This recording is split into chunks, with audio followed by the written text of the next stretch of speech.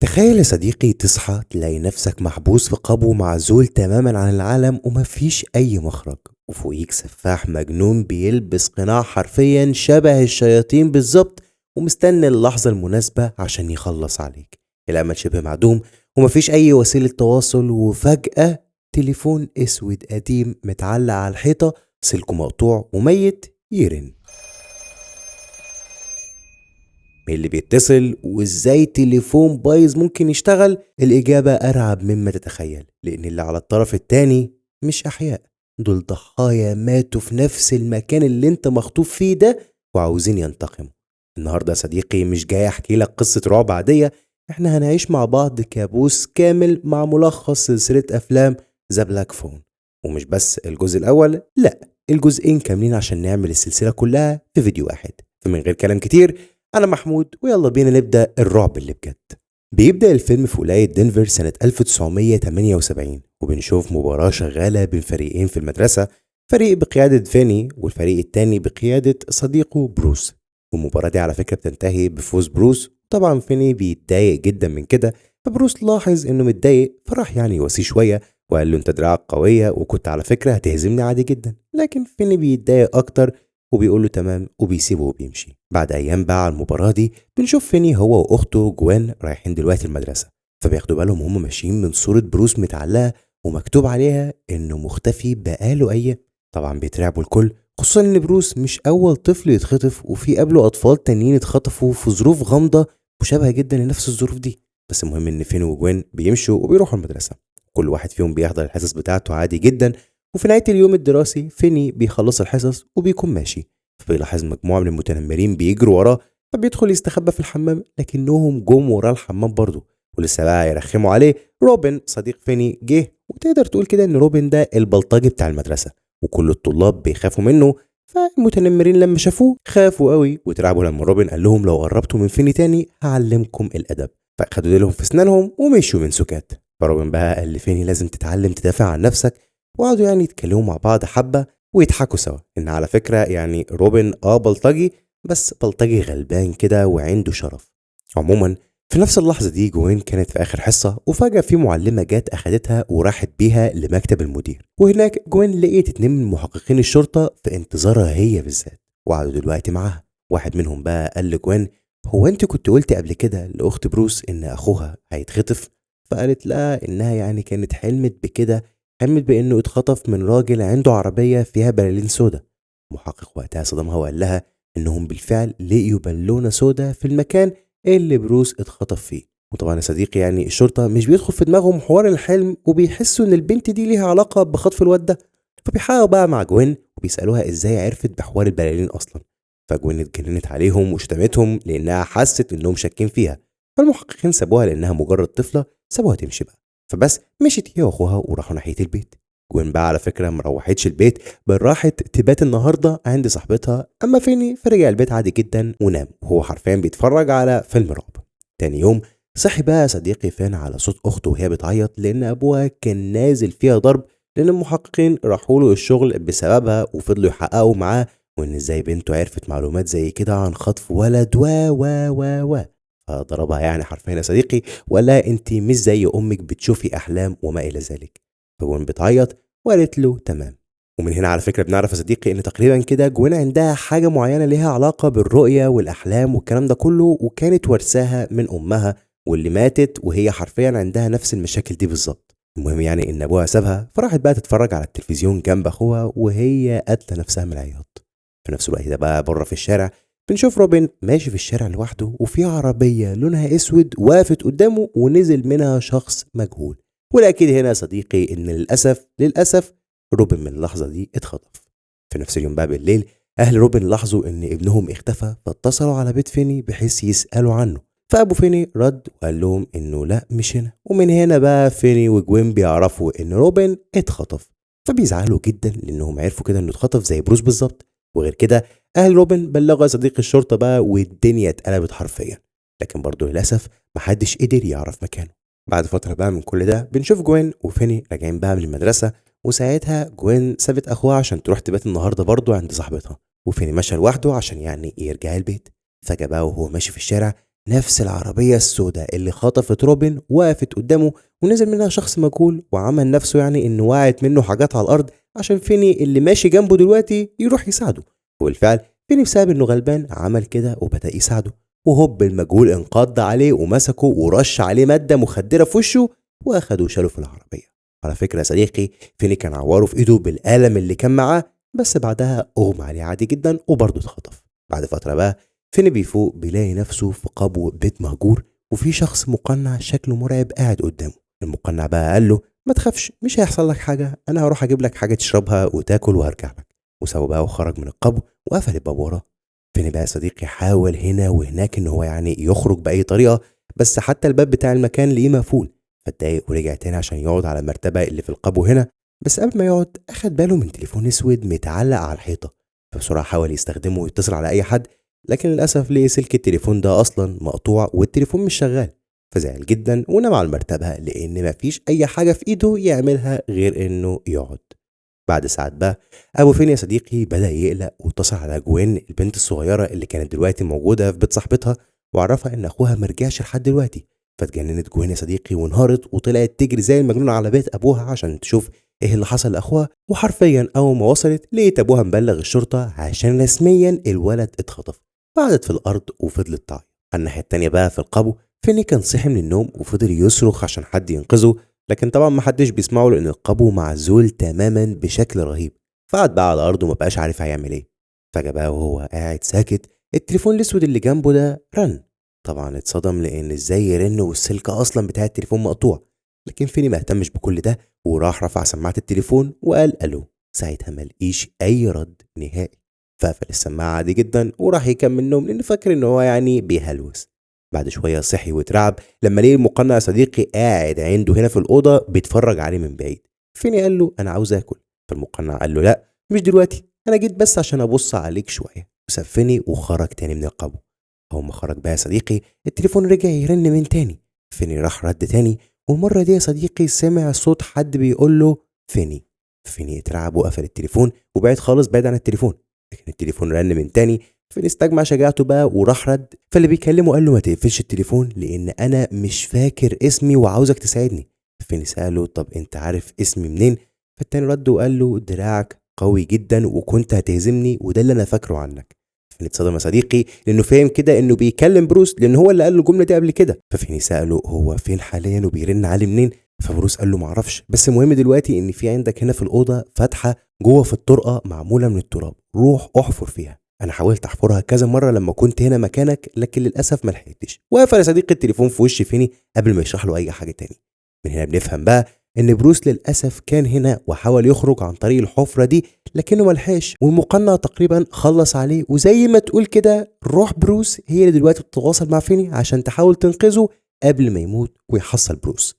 فبس فيني بقى لما سمع كلام بروس ده راح للطرقه ولقي فعلا تراب وبدا يحفر فيه، وفضل يشيل في التراب ويرميه في الحمام عشان المقنع ما ياخدش باله، وفضل يعمل كده شويه حلوين لحد ما حفر شويه حلوين. فتعب الصراحه دلوقتي وبالتالي جاب سجاده وغطى الحفره وراح نام على المرتبه من تاني. تاني يوم بقى المقنع جه ودخل القبو وادى فيني اكل وميه وخرج تاني من سكات، لكن فيني لاحظ ان المقنع ساب باب القبو المره دي مفتوح. فطبعا فيني ما ضيعش وقت وراح فتح الباب عشان يخرج، بس قبل ما يخرج التليفون رن من تاني. فيني رد بسرعه والمره دي في حد تاني رد عليه غير بروس تماما وقال له اوعى واياك تطلع من القبو لان ده فخ والمقنع واقف مستنيك فوق ومعاه حزام هيضربك بيه وهيعذبك لو طلع. فيني اترعب يا صديقي وقال له انت مين؟ فقال له معرفش، انا مش فاكر اسمي، بس الحاجه برضو اللي انا فاكرها هو اني كنت بوزع جرايد. ففيني في اللحظه دي فهم ان ده بيلي موزع الجرايد اللي اختفى برضو من سنين. عشان كده يا صديقي فيني صدقه وفهم ان فعلا ده فخ. فقفل بقى الباب وقعد ياكل من سكات. والعلم في الاثناء دي المقنع كان قاعد بره بالحزام ومستني بجد فيني يطلع.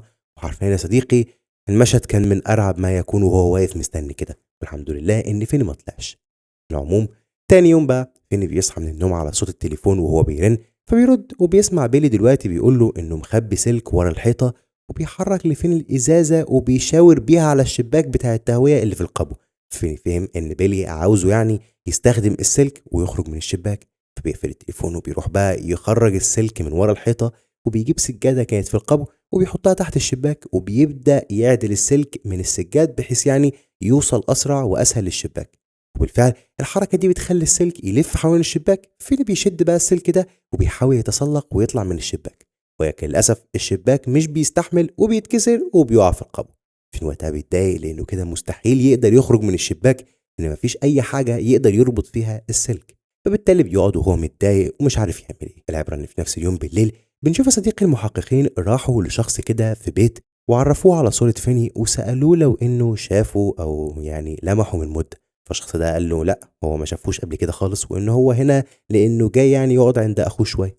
غير كده الشخص ده بدأ يتكلم معاهم وحاول يحل اللغز بتاع الأطفال اللي بتتخطف دي، ووراهم الخريطة اللي هو عاملها عنده ومحدد فيها كل الأماكن اللي الأطفال الفترة الأخيرة اتخطفوا فيها. بس طبعا الشرطة يا صديقي ما اهتمتش بالكلام ده نهائيا، والمحققين سابوه عادي جدا ومشيوا.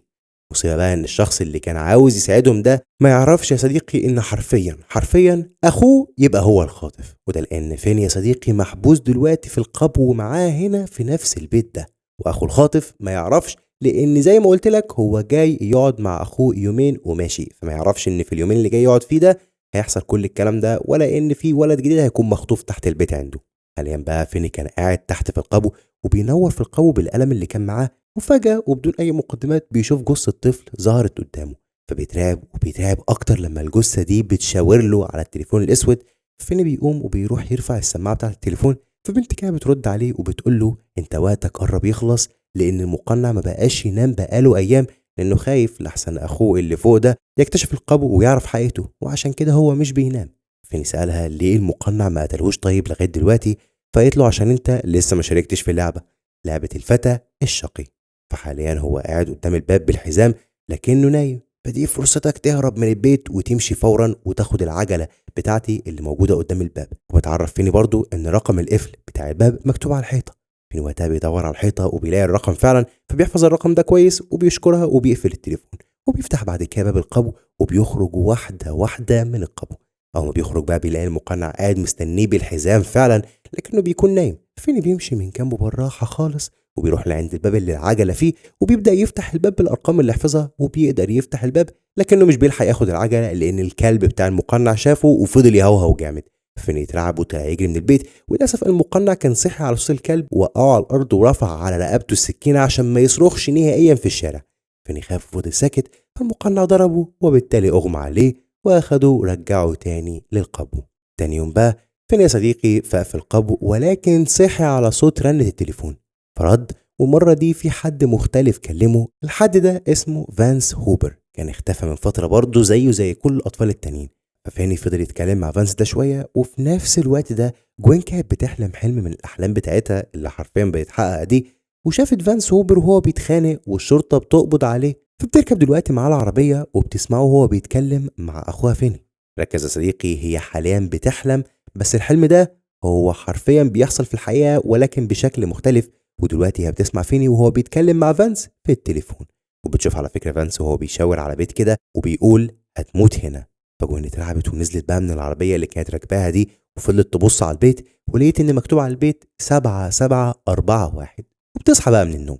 على الناحية التانية بقى فانس كان لسه زي ما هو بيتكلم مع فيني، وعرفه ان في فتحة في الحيطة بتودي على أوضة الغسيل، وعرف فيني مكانها فين بالظبط. فيني بقى قفل التليفون وراح اخد حتة رخامة كده من الحمام وبدأ يكسر الحيطة، وبعد معاناة من التكسير وصل للفتحة دي، فخرج حاجة من هناك زي المفك كده كان موجود في نظام صرف الحمام، وبدأ يفتح بيها صديقي مسامير باب الفتحة. وبعد معاناة قدر ان هو يفتح الباب، وحاول بقى ان هو يزق الباب عشان يوصل لأوضة الغسيل، لكنه معرفش لان الباب طلع مقفول من الناحية التانية بقفل.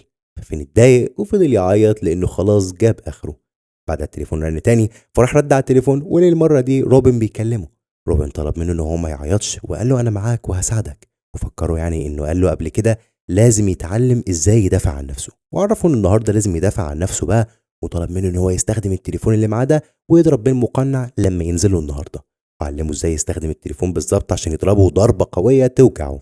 وبالفعل فين يا صديقي بيبدا يتدرب جامد على الضربه دي. بعدها روبن قال له دي اخر مكالمه ليك هتجيلك على التليفون، وقفل السكه بعدها. بعد كده بقى يا صديقي فيني قطع سماعه التليفون لان خلاص مفيش اي مكالمات تانية هتيجي عليه، وبدا بعد كده يحط تراب في السماعه عشان يعني يقدر يضرب بيها المقنع ضربه قويه تاثر عليه. على الجانب الآخر بقى بنشوف إن جوين راكبة العجلة بتاعتها وبتدور على البيت اللي هي شافته في حلمها. فجأة بيظهر قدامها صديقي كل الضحايا اللي كانوا مخطوفين قبل كده، فبتصوت وبتقع على الأرض.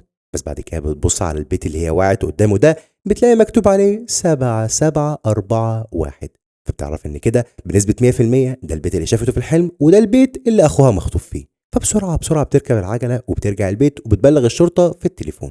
بالتزامن مع اللي بيحصل ده، في البيت اللي فيني محبوس فيه بنلاقي أخو المقنع قاعد بيحلل وبيبص على الخريطة بتركيز، واتصدم لأنه لاحظ يا صديقي إن كل أماكن اختفاء الأطفال متمركزة حوالين البيت بتاع أخوه اللي هو قاعد فيه حاليا ده. فبيترعب وبيروح بقى للقابو بتاع البيت وبيفتح الباب. بيتصدم لما بيلاقي فيني موجود جوه، فبيحاول يطمنه وقال له ما تخافش أنا هخرجك من هنا. وفجأة وهو بيتكلم مع فيني أخوه المقنع المجنون جه وضربه بالبلطة في نص دماغه وقتل أخوه في مشهد مرعب وصادم جدا، صادم لدرجة إن فيني فضل يصرخ. بعدها المقنع قرب من فيني وهو متضايق عشان بسببه اضطر إن هو يقتل أخوه، وأخد البلطة بقى من دماغ أخوه وقرب من فيني عشان يقتله هو التاني. فيني هرب منه ودخل عند الطرقة اللي فيها الحفرة، وهوب المقنع راح وراه ووقع في الحفرة دي ورجله اتكسرت. فيني بقى استغل الفرصة ومسك التليفون وفضل يضرب فيه بكل قوة. ومش كده وبس، فيني اتجن لدرجة انه مسك دلوقتي سلك التليفون وخنقه بيه وكسر له رقبته خالص وقتله. في نفس اللحظة دي يا صديقي جوين والشرطة كانوا وصلوا للبيت اللي عليه الأرقام، والمحققين فضلوا يفتشوا في البيت يمين وشمال، لكنهم ما لقيوش أي حاجة، بل لقيوا البيت يا صديقي فاضي تماما. والصراحة هو البيت مش فاضي قوي، لأنهم لقيوا في القابو بتاع البيت ده قبور كل الأطفال اللي السفاح المجنون خطفهم وقتلهم.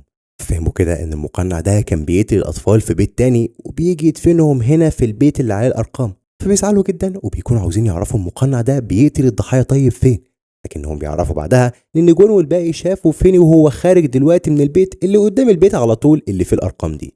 طبعا جون فرحت جدا وراحت حضنت اخوها، وهو طبعا متغطس دم يا صديقي. اما باقي الشرطه بقى فبعد ما اطمنوا ان فيني تمام دخلوا البيت اللي فيه المقنع وشافوا كل اللي حصل هناك. وبس. في نهاية اليوم يا صديقي حصل مؤتمر صحفي كبير جدا. الشرطة عملوا المؤتمر ده عشان يعني يطمنوا فيه الناس بأن كابوس الخطف انتهى والسفاح الزبالة ده مات للأبد. وبتعدي بقى الأيام أكتر وأكتر وأكتر وأكتر، وفيني بيرجع تاني للمدرسة ويكون يعني حياته اتحسنت شوية ويعني نفسيته اتحسنت برضو أكتر. هو ده بيكون أشهر واحد على فكرة في المدرسة، وده لأنه قتل السفاح المرعب اللي رعب المدينة كلها واللي كان خطف ناس كتير من المدرسة دي أصلا، وكمان كل الناس كانت خايفة منه. حاليا بقى فيني بقى مشهور لأنه هو تقريبا الوحيد اللي نجا منه وكمان خلص عليه. وبس يا سيدي، بعد 4 سنين بقى من كل اللي حصل ده بنشوف دلوقتي فيني بيتخانق وماسك واحد عاجن وضرب، وفضل يضرب فيه كده لحد ما حرفيا اخته جوين زعقت له، فساب الراجل ده ومرضيش يضرب فيه اكتر من كده ومشى معاها. عرفها يعني انه ضرب الولد ده عشان قال له انت ضعيف، فازاي قدرت اصلا تقتل السفاح، انت اكيد كذاب. في اللحظه دي قالت له جوين انت المفروض كنت تتحكم في اعصابك، وطلبت منه ان هو يركز شويه ويسيطر على غضبه، فقال لها تمام ومشوا بقى هما الاتنين. في نفس اليوم بقى بالليل بنشوف جوين بتحلم يا صديقي حلم مرعب. بتحلم ان كان في مجموعه اطفال بيخيموا في التلج، وساعتها في طفل لابس جاكيت اصفر في حد هجم عليه بالليل وقتله ورمى جثته في البحيره المتجمده. والطفل ده ظهر لجوين في الحلم وكتب لها حرف الدبليو. جوين وقتها اتخضت وفضلت مكمله في الحلم، وسمعت بقى صوت تليفون بيرن جاي من بره البيت، فكانت تخرج من البيت بس فيني شافها وصحها بقى من النوم وعرفها انها كانت ماشيه وهي نايمه. دخلها يعني البيت تاني وطبطب عليها وقفل الباب وسابها وراح يكمل نوم. تاني يوم بقى جوين راحت المدرسة وجابت كتب تفسير الأحلام عشان يعني تعرف معنى الحلم بتاعها ده كان إيه. فأرني صديقها جه وقعد معاها، وللعلم أرني ده يبقى أخو روبن الصغير. المهم أرني سألها لو إنها بتحلم أحلام معينة بتكشف لها حقيقة مثلا أو حاجة، فاستغربت وسألته أنت عرفت منين؟ فقال لها إن أبوه كان قال له قبل كده إنها ساعدت الشرطة في إنهم يعرفوا مكان جثة أخوه زي ما شفنا يا صديقي من شوية. بس يعني هي استغربت من كده وعرفته إنها مش بتحب تتكلم في الموضوع ده إنها مش عارفة تلاقي له تفسير، بس أرني أصر إن هو يسمع. فجوين بدأت تحكي له كل حاجة. في المجمل في نهاية اليوم جوين رجعت البيت ونامت وبدأت تحلم حلم تاني. الحلم ده كان في نفس المكان الجليدي، والمرة دي شافت طفل تاني بيتقتل والطفل ده جثته في البحيرة الجليدية. كتب لجوين المرة دي حرف تاني والمرة دي حرف البي. بعدها بقى جوين كملت الحلم والمرة دي مشيت ورا صوت التليفون اللي بيرن، بس الصوت يا صديقي كان بعيد خالص. فجوين ركبت العجلة وفضلت ماشية ورا الصوت لحد ما وصلت لبيت السفاح المقنع اللي فاني خلص عليه هناك. دخلت بقى القبو وردت على التليفون الاسود اللي كان هناك، وفي ست وقتها اسمها هوب ادلر كلمتها وعرفت جوين انها بتكلمها دلوقتي من منطقه جليديه اسمها الباين. والعلم الباين ده صديقي هو مكان مخصص لتخييم الشباب والاطفال عموما يعني. فهو يعني حاولت تقول لجوين حاجه كده معينه بس ما عرفتش والخط قطع. والصدمه ان لما الخط قطع اخو السفاح اللي كانت قتل بالبلطة قبل كده ظهر. قال لجوين ايه اللي جابك هنا؟ بعدها اختفى وجوين صحت من النوم لانها حرفيا كانت في القبو هنا وكانت نايمه بتحلم. وفجاه بقى لما صحيت لقيت اخوها فيني بيسالها ايه اللي جابك هنا بيت السفاح المقنع، وعرفها يعني انها كانت ماشيه وهي نايمه وفضلت تمشي وهو ماشي وراها لحد ما وصلت بنفسها لغايه هنا. جوين يا صديقي اترعبت لانها حست انها بدات تتجنن، ومش كده وبس، قالت لفيني انها كانت دلوقتي بتكلم هوب ادلر من شويه على التليفون الاسود. فيني وقتها خاف ومحبش يخوف جوين يعني ويقول لها اكتر عن التليفون ده، فقال لها ان ده مجرد حلم مش اكتر، واخدها ومشوا من البيت المشؤوم ده تماما. تاني يوم الصبح بدري جوين بقى كلمت ارني وقررت ان هما يروحوا هما الاتنين مخيم الباين عشان جوين تعرف ايه سبب الاحلام اللي عماله تحلمها واللي ليها علاقه بالمخيم ده. فيني اتجنن لما شافهم رايحين فقال لهم استنوا، وراح بقى صديق حضر شنطته عشان يروح معاهم هو التاني. وعلى فكره الاب نفسه جه دلوقتي اتكلم معاه وقال له روح مع اختك عشان ابقى مطمن عليها. بالمناسبه ابوه فاكر ان جوين رايحه الباين عشان تعمل يعني عمل تطوعي، عشان كده هو سمح لها تروح عادي جدا مع ارني، ولكن يعني حب يطمن اكتر فقال فيني يروح معاه. فبس فيني ودع ابوه وراح ركب العربيه مع جوين وارني واتحركوا بقى هما التلاته ناحيه مخيم الباين الجليدي. فضلوا بقى يا صديقي ماشيين بالعربيه لساعات طويله لحد ما وصلوا، وفي مرشده في المخيم استقبلتهم ووصلتهم بعد كده لرئيس المخيم ماندو. وقتها ماندو رحب بيهم وعرفهم ان العاصفه شديده جدا والشباب اللي كانوا في المخيم مشيوا ورجعوا بيوتهم، وبالتالي مش هيبقى في المخيم غيرهم هما التلاته. فما عادش اهتم بكلامه ده الصراحه لان هما مش جايين يخيموا قوي يعني. بعدها دخلوا المخيم وارني وفيني قعدوا في جناح معين، اما جوين فقعدت في جناح تاني خالص لان الاختلاط عيب يا صديقي زي ما احنا عارفين. المهم جوين استريحت وراحت بعد كده في النوم، وحلمت المره دي حلم جديد. حلمت بطفل تحت الجليد، المره دي كتب لها بقى حرف جديد الا وهو حرف الاتش. وبكده يا صديقي عندنا كلمه من 3 حروف وهي WBH. نعرف على فكره الحروف دي بترمز ليه بالظبط لكن قدام، لان حاليا بقى جوين بتكمل الحلم وتلاقي نفسها في المخيم وبتشوف دلوقتي جثه تحت السرير، فبتترعب. ومش بس كده، في جثه تانية جات ومسكت ايديها فايدها اتحرقت حرفيا. بعدها في جثه تالتة ظهرت لها من الشباك. نفس الوقت ده بنشوف فيني واقف بره المخيم، وفجاه وهو واقف ليه تليفون قدام المخيم بيرن، فبيتوتر وبيروح يرد على التليفون ده وبيتصدم صدمه عمره لانه ليه السفاح المقنع بيكلمه. وفي وسط صدمته دي سمع جوين اخته عماله تصرخ جامد، فساب التليفون وطلع يجري على المخيم. واول ما دخل هناك شاف اخته واقفه قدام الشباك وبتصرخ، فبسرعه صحاها من النوم انها كانت كل ده بتحلم. فجوين فضلت تعيط وتقول له انها اتجننت خلاص وبقى لها فتره عماله تشوف حاجات كتير غريبه. فزعل جدا وحضنها عشان يعني تطمن وتبطل شويه عياط. تاني يوم بقى التلاته صديقي بيقوموا من النوم، وساعتها جوين بتوريهم دراعها اللي اتعور امبارح بسبب الحلم. فبيتصدموا هما الاتنين لان ازاي ده ممكن يحصل من مجرد حلم يتحول بقى للواقع، وايدها وهي اتحرقت في الحلم تتحرق في الواقع. ده شيء مستحيل. لكن مع جوين يا صديقي مفيش مستحيل الصراحه. المهم بعدها جوين واللي معاها راحوا لعند ماندو عشان يعني يفطروا، وفي اثناء الفطار ماندو سالهم هما جم هنا ليه بالظبط لان مفيش حد الصراحه بيجي هنا كتير.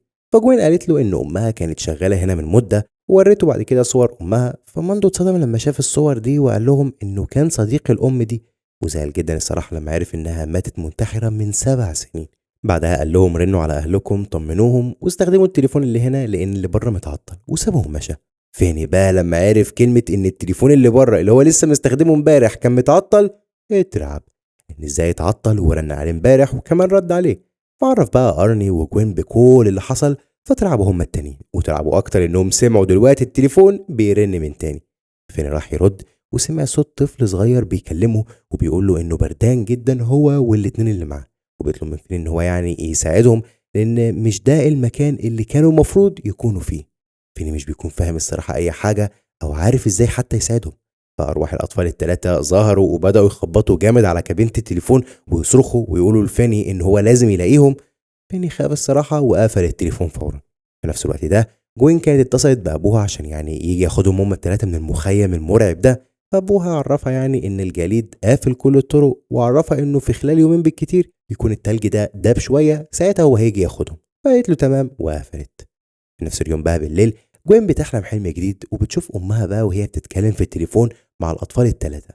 فبتفهم ان الاطفال دول ماتوا في الوقت اللي امها كانت فيه في المخيم، والاطفال دول كانوا بيطلبوا منها انها تساعدهم وتلاقي الجثث بتاعتهم عشان ارواحهم تستريح. وفجاه في طفل من الثلاثه دول ظهر لجوين، فجوين طلعت تجري وراه لحد ما شافت شجره كده، الشجره دي بتنزل دم، فترعبت وهوب بتنتقل للمخيم من تاني. تخرج بقى من المخيم بتلاقي جثة طفل تاني، فبتطلع تجري ورا الجثة دي وبتدخل للكافيتيريا ورا. في نفس الوقت ده التليفون الاسود رن تاني. فيني وارني صحيوا من النوم وطلعوا جري على التليفون. ساعتها فيني طلب من ارني ان هو يرجع لعند اخته وياخد باله منها لحد ما هو يرد على التليفون، فارني قال له تمام وسابه وهو مرعوب ومشى بحيث يروح لجوين. اما فيني فرد على التليفون وسمع دلوقتي السفاح المقنع بيقول له انت كسبت وقتلتني، بس انت اكيد عارف انك وقتها كنت بتاخد مساعدة من صحابك الاموات، وعشان كده اكيد عارف برضو ان الموت مش هيمنعني من ان اجيلك او اتواصل معك زيهم بالظبط. وقال لي فيني انه متعصب جدا لان بسببه قتل اخوه اكتر حد هو كان بيحبه، وعشان كده هو هينتقم منه وهيقتل له اخته جوين اكتر حد فيني بيحبه. فيني وقتها اتصدم واخد بعضه وجري على اخته انه حس انها في خطر.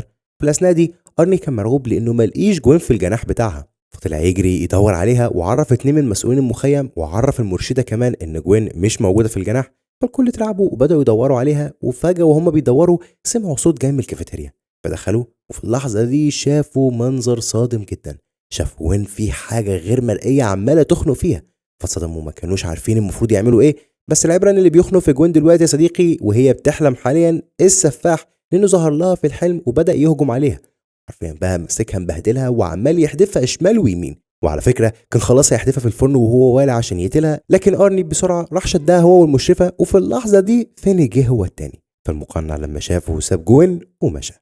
بعدها بقى فيني راح صحى جوين من النوم وفضل يهديها وبياخدها بقى هي والكل وبيروحوا لعند مامته. ساعتها جوين بتحكي له بقى على كل الاحلام بتاعتها، وانها شافت 3 اطفال وعرفته لابسين ايه بالظبط. فمامته اتصدم لانه عرف مين هم ال3 دول، وصدمته اكتر بقى وقالت له ان كان في طفل منهم جثته محروقه اكنه اتشوى في فرن. مامته اتجنن بقى وصدقها لان الشرطه لقيت جزء من هدوم الطفل ده موجود في الفرن من سنين، لكنهم ما لقيوش الجثه نفسها. بعدها فيني قال له انت سمعت عن السفاح اللي اسمه الخاطف المقنع؟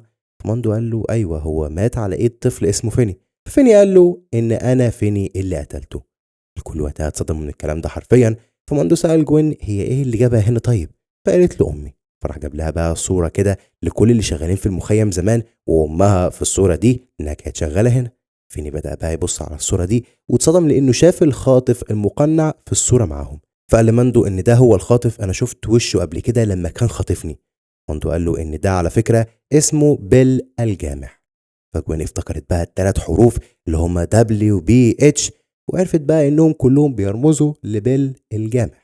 فهمت بقى ان بيل يا صديقي ده بعد ما قتل ال3 اطفال راح لولايه دنفر وكمل خطف هناك وقتل في الاطفال هناك لحد ما في الاخر فيني خلص عليه.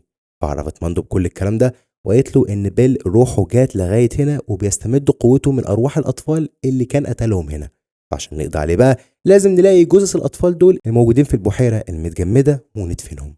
ماندو عجبه الكلام ده الصراحه وعرفها ان بكره من النجمه هيروحوا الكل عند البحيره ويدوروا على جثث الاطفال ال3.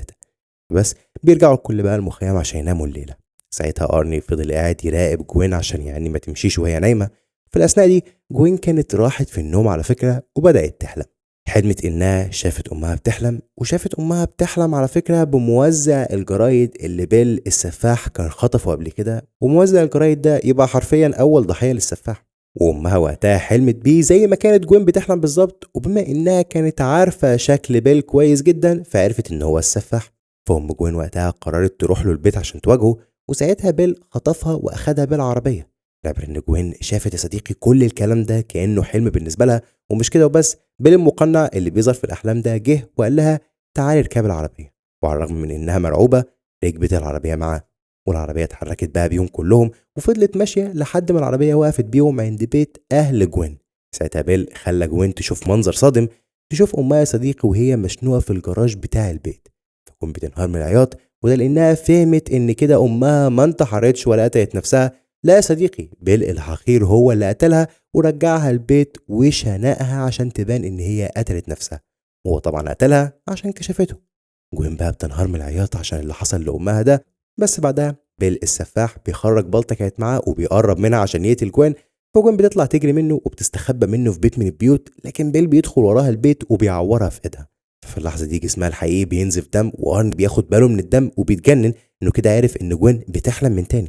بيحاول يصحيها لكنها مش بتصحى، فبينادي بقى على الباقي عشان يجوا يساعدوه.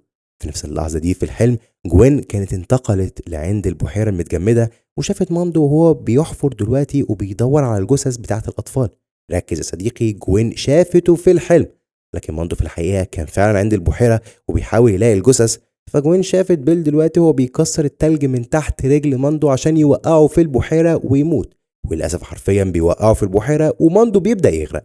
جوين وقتها بتكون محبوسة ومش عارفة تنقذ ماندو لأنها كل ده في حلم، فبتفضل تصرخ لحد بقى ما بيل جه وبدأ يخنقها وعورها. وفي الوقت ده فيني والباقي كانوا هيتجننوا علشان يعني يصحوها، وفيني فضل يقول لها قومي قومي. فجوين قررت انها تقاوم الحلم، وخرجت وقتها قوة مهولة من جسمها وطيرت بيل السفاح بعيد، وقعته على الأرض. بعدها راحت له وضربته وقالت له ان ده الحلم بتاعي انا، وبالتالي انا اللي اكيد هعرف اتحكم فيه.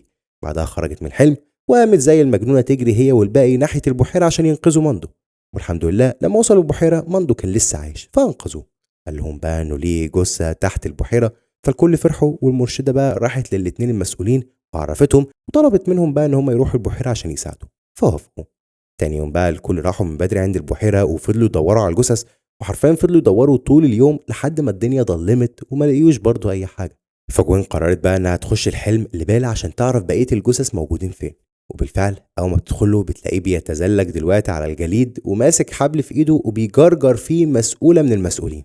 بس جوين مش بتهتم بكل ده، وبتنزل في البحيرة بتلاقي جثث الأطفال مربوطة في براميل حديد، عشان كده الجثث أصلا مش بتطفو بل تحت البحر. تبدأ بقى تفك في البراميل دي وبتزق الجثث لفوق. في الأثناء دي بيل على فكرة كان نازل تشريح في المسؤولين ومسك فيني خنقه وشقلبه على الأرض وفضل يخنق فيه جامد. وحرفيا فيني ما كانش شايف أي حاجة، هو بس حس إن في حد بيخنقه، لأن روح بيل زي ما قلت لك بتاعت الأحلام هي اللي بتخنقه. فيني بقى ضربه بالرجل على أمل إنها تيجي يعني في بيل، وبالفعل جت فيه ووقعته على الأرض. في نفس الوقت ده جوين كانت خرجت الجثث من المية بنجاح، وخرجت بعد كده البيل عشان تواجهه.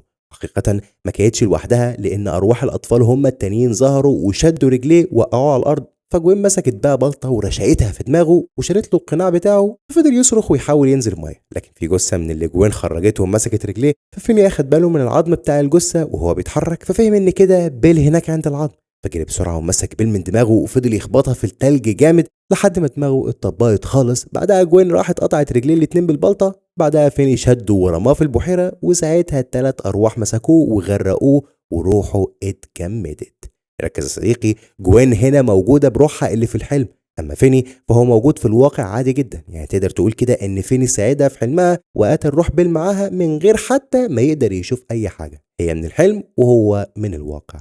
وفي الآخر تم إنقاذ أرواح الأطفال الثلاثة وهيتدفنوا على خير، وكل المشاكل كده اتحلت. خلصنا من بيل للأبد، والأرواح رجعت لأصحابها لأن كل الجثث اتدفنت بشكل يليق، لأن زي ما احنا عارفين إكرام الميت دفنه. فبس تاني يوم ماندو بيتصل على الشرطة وبيبلغهم بقى إنه ليه 3 جثث في البحيرة عشان يعني يجوا ياخدوها ويدفنوها بمعرفتهم. وفي نهاية الفيلم يا صديقي أبو فيني وجوين جه هو التاني وأخدهم هما الاتنين معهم مارني، ومشيوا عشان يرجعوا المدينة، لأن خلاص مهمتهم انتهت وال3 جثث هيدفنوا، وحكاية بيل السفاح انتهت تماما، وهو راح في داهية الله يجحمه مطرح ما راح في جهنم بقى وبئس المصير. وبيخلص يا صديقي الفيلم الجميل الجامد جدا جدا جدا المرعب ده. اتمنى يكون عجبكم، ولو عجبتكم سلسلة الرعب والحاجات اللي بنعملها دي يا ريت تقولوا لنا تحت في الكومنتات وترشحوا لنا حاجات معينة نعملها للفيديوهات الجاية. وبس كده، سلام.